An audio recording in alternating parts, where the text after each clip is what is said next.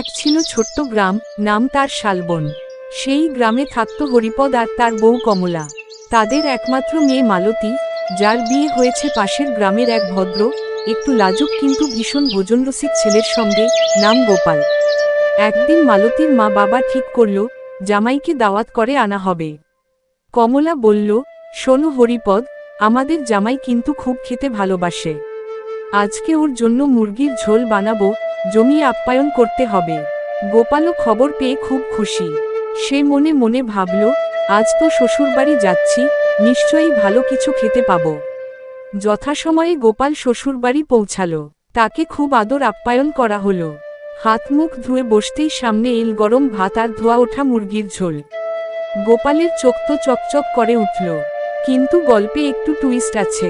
গোপাল যদিও খেতে ভালোবাসে, রান্না করতে সে একেবারেই পারে না। আর সেদিন কমলার হঠাৎ শরীর খারাপ হয়ে গেল।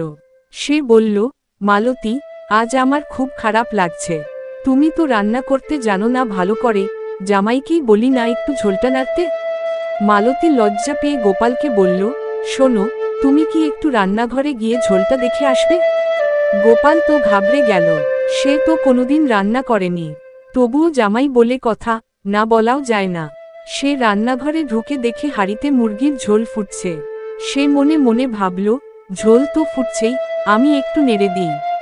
কিন্তু নাড়তে গিয়ে সে এমন জোরে নাড়ল যে ঝোল ছিটকে তার হাতে পড়ল। উফ, গরম বলে সে লাফিয়ে উঠল। তার হাত লাল হয়ে গেল।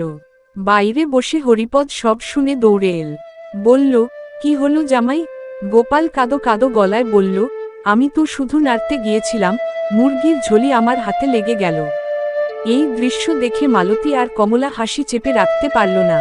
কমলা বলল, আরে বাবা, রান্না করা এত সহজ না।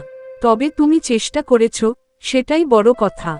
তারপর সবাই মিলে গোপালের হাতে ঠান্ডা পানি দিল, ওষুধ লাগালো। পরে আবার নতুন করে ঝোল গরম করে খাওয়া হলো। খেতে বসে গোপাল হেসে বলল, আজ বুঝলাম, শুধু খেতে জানলেই হয় না, একটু রান্নাও শেখা দরকার। সেদিনের পর থেকে গোপাল ঠিক করল, সে ধীরে ধীরে রান্না শিখবে। আর যখনই কেউ তাকে জিজ্ঞেস করে, তুমি রান্না শিখলে কেন, সে হেসে বলে, মুরগির ঝোলের জন্য।